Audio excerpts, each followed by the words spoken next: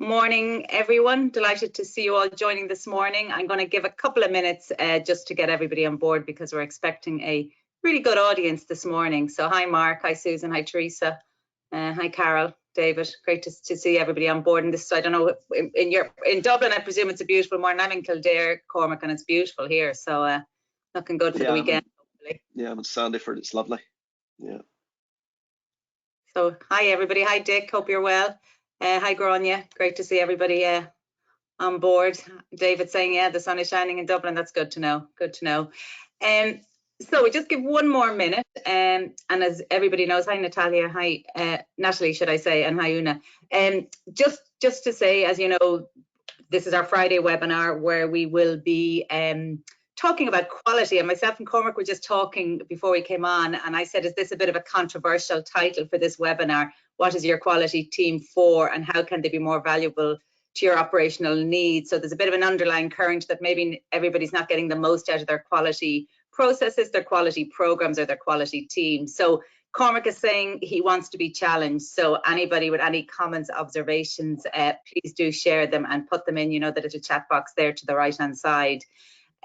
But with a serious note, you know, as I mentioned to Cormac when we were setting up this webinar, the most queries I've had from members since the start of this year has actually been around quality, so much so that we're going to set up a special interest group in the next couple of weeks that I'll mention again at the end of the webinar. And I think a lot of companies are looking at their quality framework. They're talking about the continued challenges of measuring quality in a hybrid environment, and I suppose how to get the most out of your quality program. And no better person than Cormac, who is the guru of all of things quality, net promoter score, coaching, to talk to us about this today. So I know, Cormac, you've put together a presentation. You're going to pretty much fly through it. There'll be a copy for everybody afterwards. But you're really keen to have this as engaging as possible. So as I said, you know, if you have questions, comments, observations, please put them through. So I'm going to hand over. And Dorothy, just interrupt me as we're going through if questions come up. I mean, I want to get people's thoughts on this. Because as you say, there's a lot of different perspectives on quality, and I'm bringing a perspective really that's coming from a coaching context. I've been working in contact center coaching, building systems and teams for companies for over 20 years now, and really my perspective on what a quality team is for is really how it connects into those first line managers and the frontline staff to help them deliver more value. And Brilliant. Really, it's, you know, the thing is, well, why do the quality teams matter?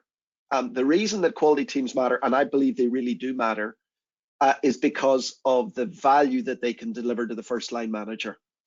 And one of the things that I think we all know, but maybe it's not spoken about enough, is just how important that frontline manager is for the success of the organization.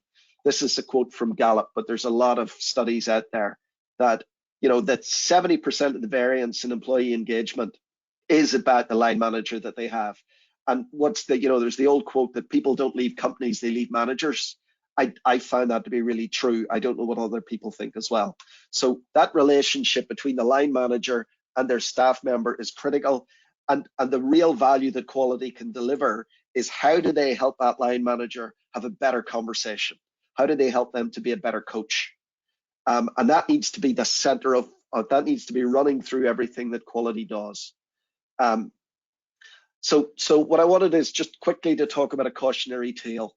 So I don't know how you all promote your first line managers, but in most organizations, the line managers tend to be frontline staff who have been very successful and have gone for a promotion and they've been promoted. And what can happen?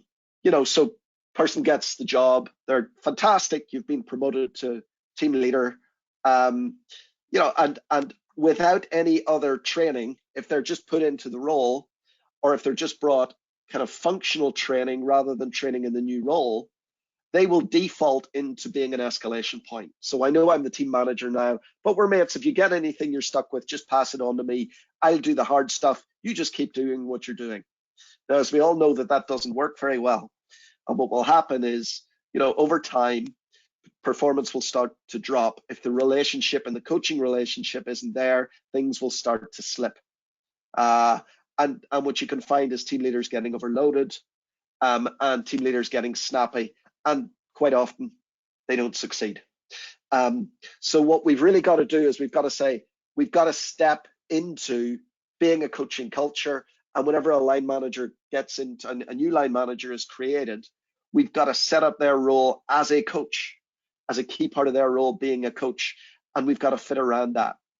So what is a coaching culture? It's one where the organization is structured to maximize the business value that each individual can deliver according to their particular talents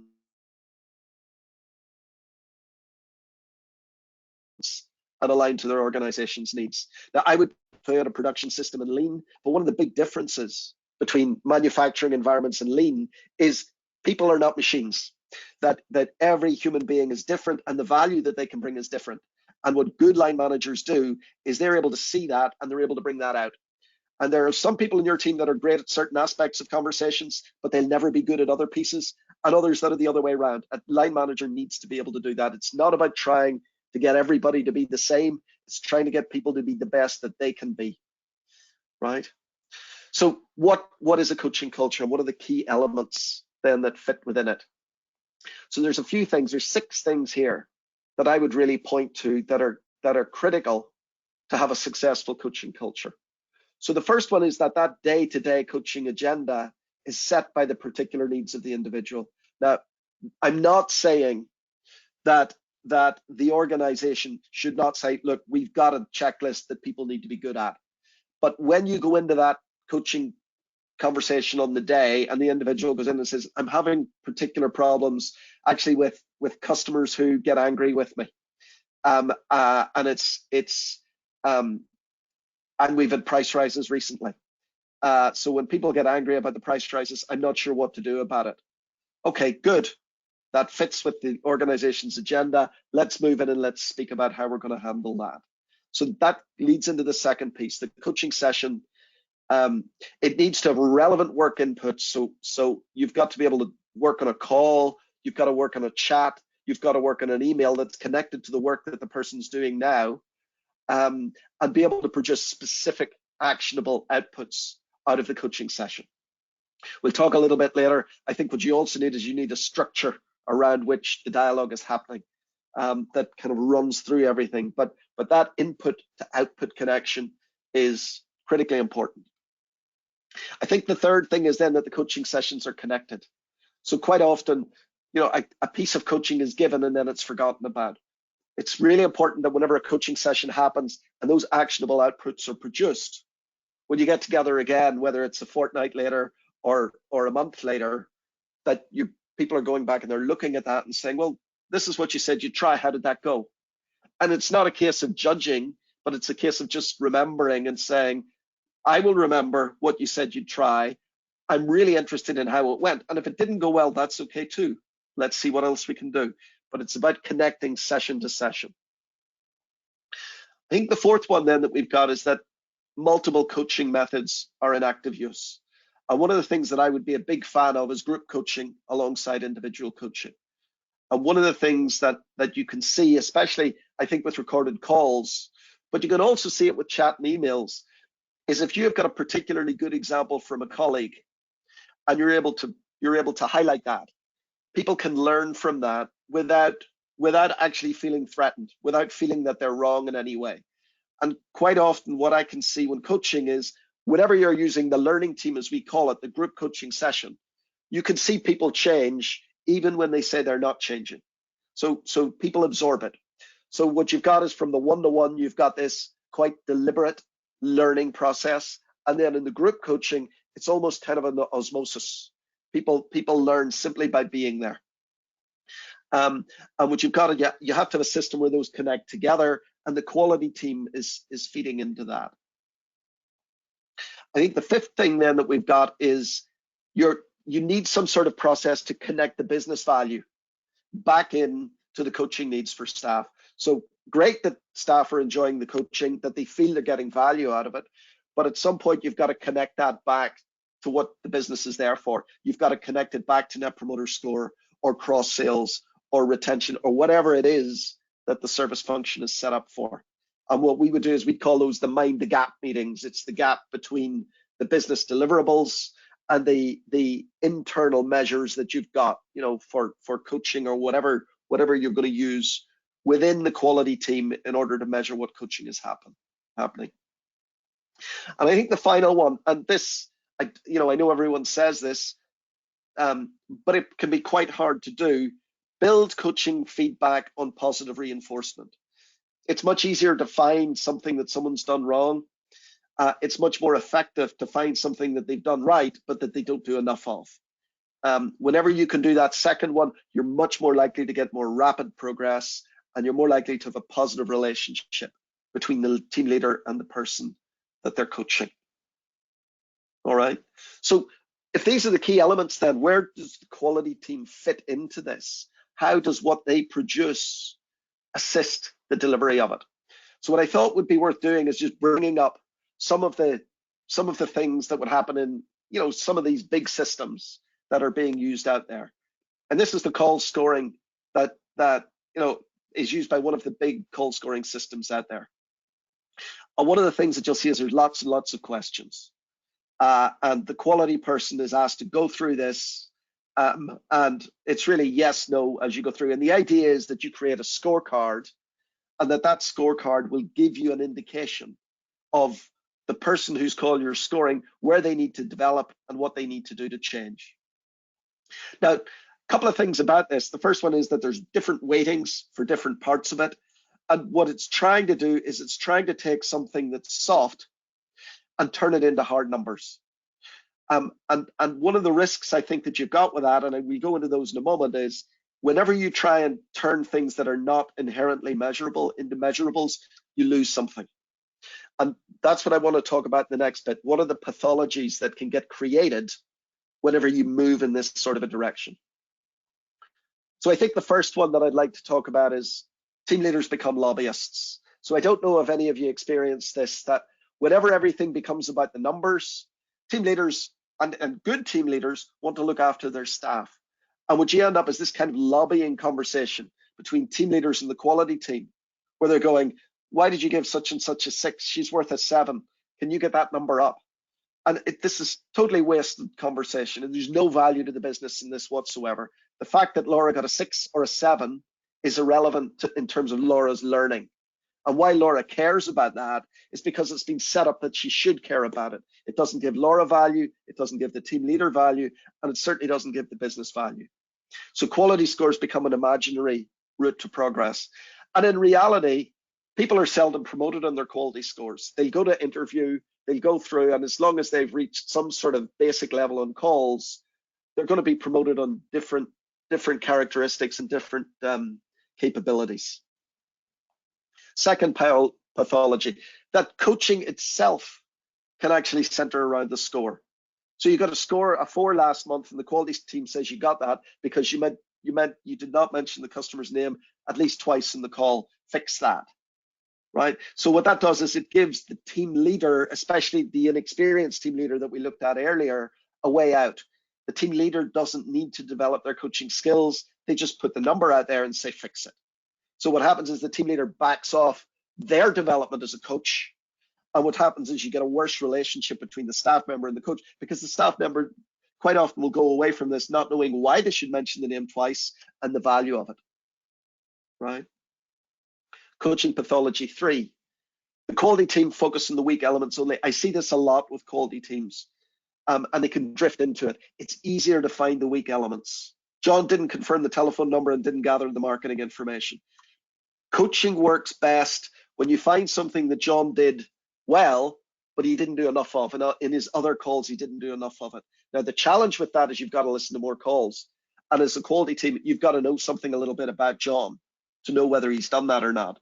I get that that's harder, but the value that you can bring to the team leader when you're able to do that is significantly higher.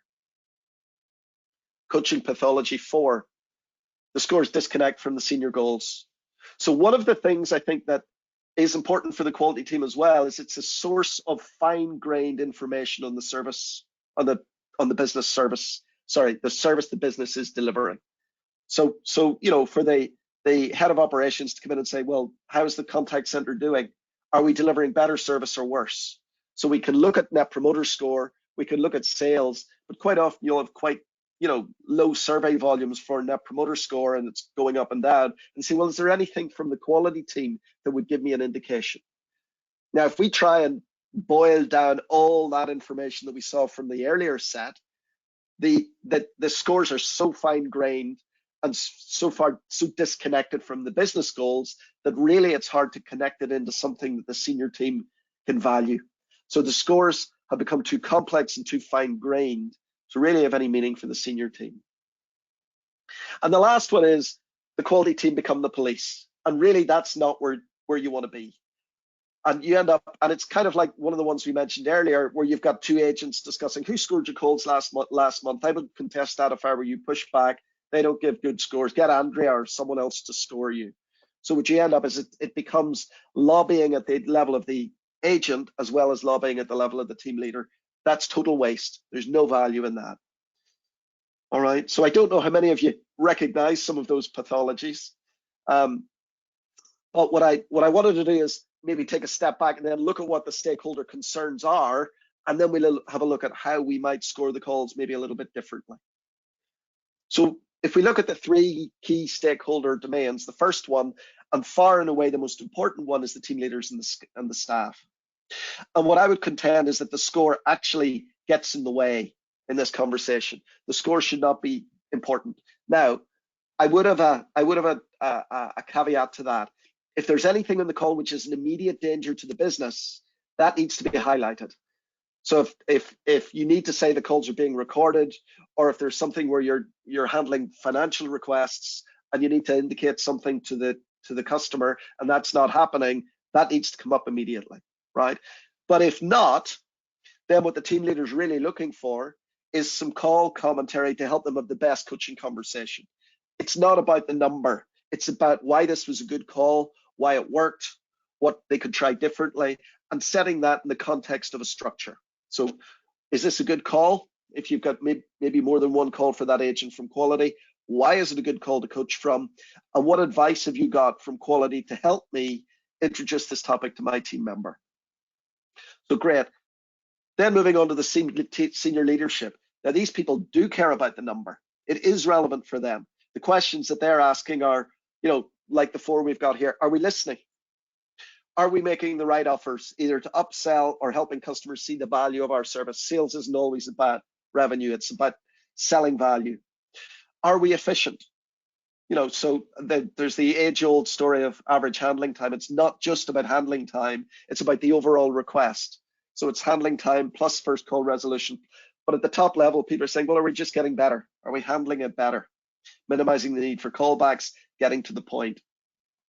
And then finally, what the net promoter question: are our customers leaving the call more satisfied and more willing to speak well of us? Now, these are questions that the quality team can answer on a call by call basis as they listen to it.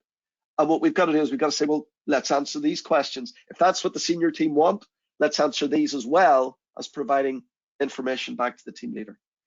And of course, the last question, and this is not one that we should forget, the leadership of the quality team. The quality team is a cost center. They've got to demonstrate that they're delivering more value to the business than the cost of the quality team itself. How can they demonstrate that? Can I show we're delivering more than we cost? All right.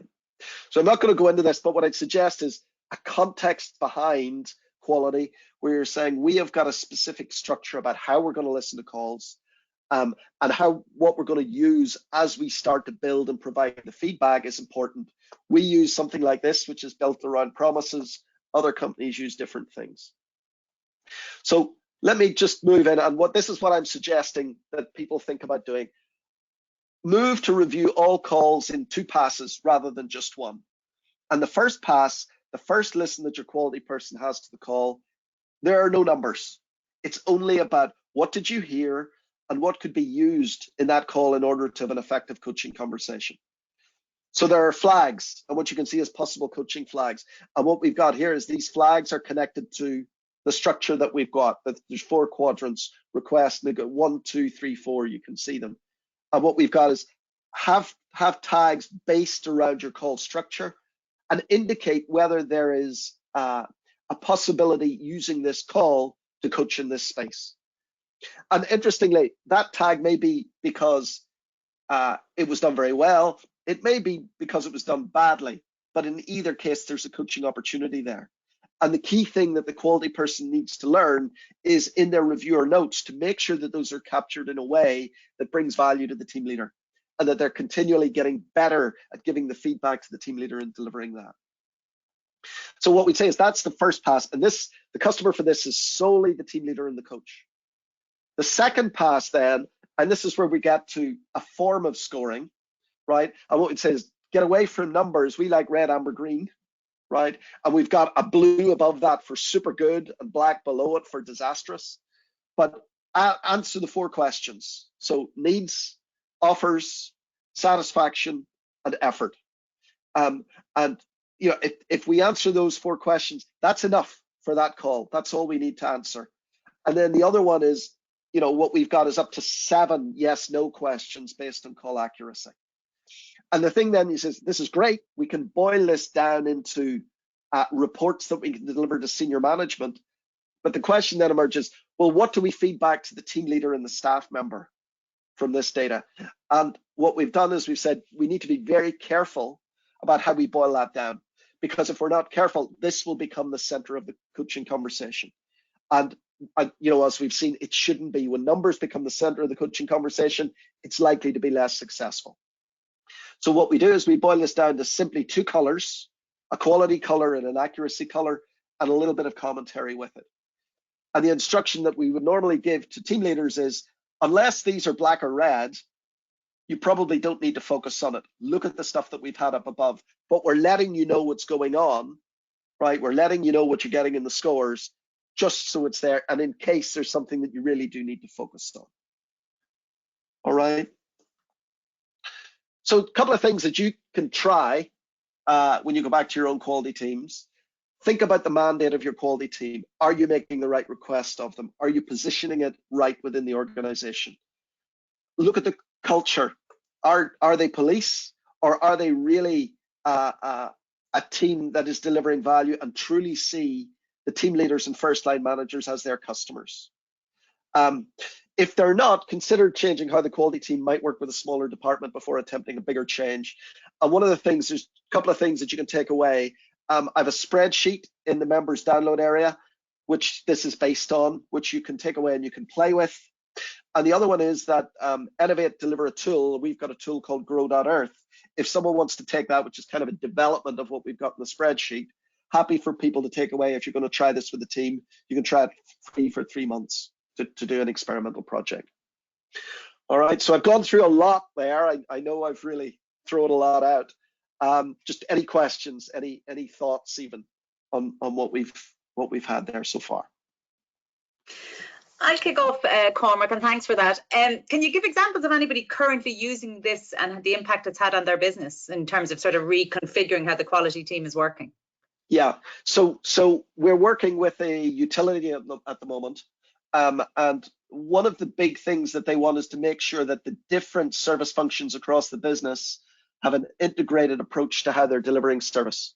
And the quality team is key to how they're going to do that. So, you know, you've got the house moves area, you've got debt management, you've got sales. They're quite different functions, quite different units. And this utility, they also deliver across the island of Ireland. So there's 2 quite different markets there as well. So what they found is using this sort of approach, it's actually a way to knit together a single way of being able to speak to the customers. It also enables quality to truly be the keeper of how we're going to talk to customers rather than be the police. So that journey from being police to actually being great coaches, it's hard, but they're starting to see real value out of it. Brilliant. Natalie has asked, is there a similar format for companies who service customers via email rather than the phone, or rather than phone? Yes, that's a great question. So absolutely. The thing is, it's about coaching is always best whenever it's based on a piece of work. So we've talked about calls here, but you can absolutely do it with emails, or you can do it with chat as well. So what it's doing is it's saying, you know, if you think about it at a high level, what you're doing is you're saying, how do we get a unit to provide information to a coach in order for that coach to have a better conversation? And as long as you've got the process set up right, you can do that on any input channel. You can do it in email, you can do it in voice, you can even do it in chat. And Cormac, another question, is there a guide? I know I'm often asked this, like how many calls a month or emails a month per advisor should you be monitoring? And then people would say, well, more experienced and ones that are doing really well in quality, there should be less focus on them. It's the new hires or the people who have challenges or struggles that need to be supported more. Yes, it's a great question. I suppose the thing is that it can be very tempting just to focus on the bottom 50% of the team leaders group. So if you look at a typical ratio, which is 1 to 12, one team leader to 12 staff. So you maybe always have 1 or 2 new people coming in, so the team leader is going to focus on them, and then you're going to have the underperformers. And the team leader's instinct is always to focus on the underperformer and say, look, if you've got above a certain level, let's leave it. Now, the thing is that your more effective staff may be able to get a lot more effective. So what we've said above, it's not about getting, we don't want to turn staff into automatons. And that's what automation's for. That's what chatbots are for. That's what, and organizations are trying to do that as they're going along. I suppose, and I'm not answering your question very clearly. I suppose what I'm saying is, I think there should probably be a more even spread across where the team leaders should put their focus. So even for your more successful staff, a coaching session on a regular basis can deliver value, and you can still see a significant uptick. To the second question you had, which is how many calls per month, I think if you're getting maybe 4 calls per month from quality, you're doing pretty well, right? That can be a challenge, it's a loads, yeah. But if you're getting less than 2, it's probably the team leader it can end up just saying, well, I'll just go listen to the call myself, right? And you end up in the score question rather than actually providing coaching support. And Gronya's asked, what ratio of quality team to agent would you recommend? Again, it depends how many calls they're listening to, but what we're looking is somewhere between 1 to 30 to 1 to 50. So a quality person to manage working with about 3 team leaders seems to be an effective ratio. All right, and then for some companies, obviously the team leaders also do the monitoring themselves rather than having a separate quality team. So can that work? Can a team leader be a quality monitor, coach? Can they be all of those things? Well, if the team leader is listening to calls, they're doing it because they should be coaching. Now, the question then is the other stakeholder for what they're producing is the senior management. You can have a misalignment of incentives where you're asking team leaders to rate their staff, and that information is going to senior management. So I think if you're going to step away and not have a quality team and you're doing it with the team leaders themselves, you may structure it a little bit differently. And the executive piece of it, you probably wouldn't implement that. I don't think you'll get very good numbers out of it if you do it that way. Now, it can work. I mean, where team leaders are doing it themselves. But I think when an organization gets to scale, there's real value in having a separate quality department to feed in to support the team leaders, but also to generate that management information.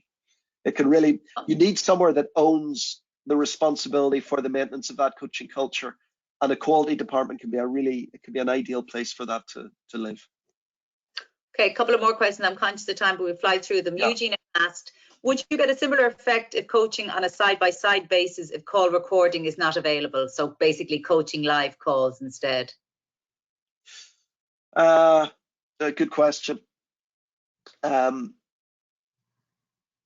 I suppose if you're doing side-by-side, then what you're doing with a quality team is that they're doing live listening and that they're doing a long verbatim about what they heard on the call.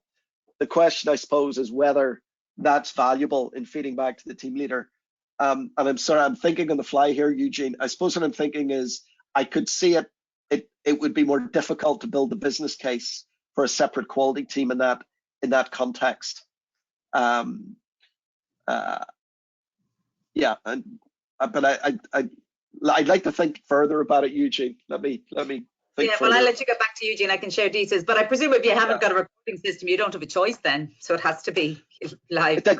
You have to, yes. The question is whether there's value from the quality team. If you don't have call recording, does the quality team add additional value? And I'm not sure that they do as much. Yeah. Carol is asking, I think we've answered this, but just in case, to get a good idea of how an agent is performing, how many calls should we aim to listen to? I think you've sort of said there you said 4 per month. I was saying I thought that was low, Cormac. It's low, but you've got to balance it out with the cost of the quality team as well. And when the other challenge you've got is if you ask a quality team member to do too many calls, you just end up with numbers. They're not actually thinking about it. So I would rather that they listen to maybe slightly fewer calls and you get quality feedback than you get lots of numbers. The question,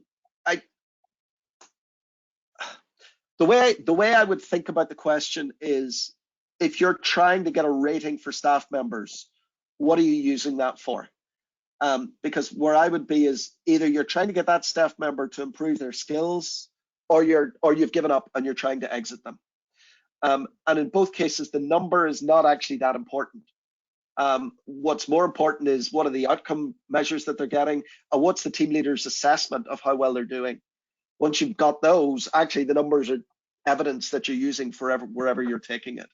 So okay, we've literally 2 minutes left. I'll throw 2 more questions. So, and I think I know the answer to this one. Best method for providing feedback, face-to-face or email?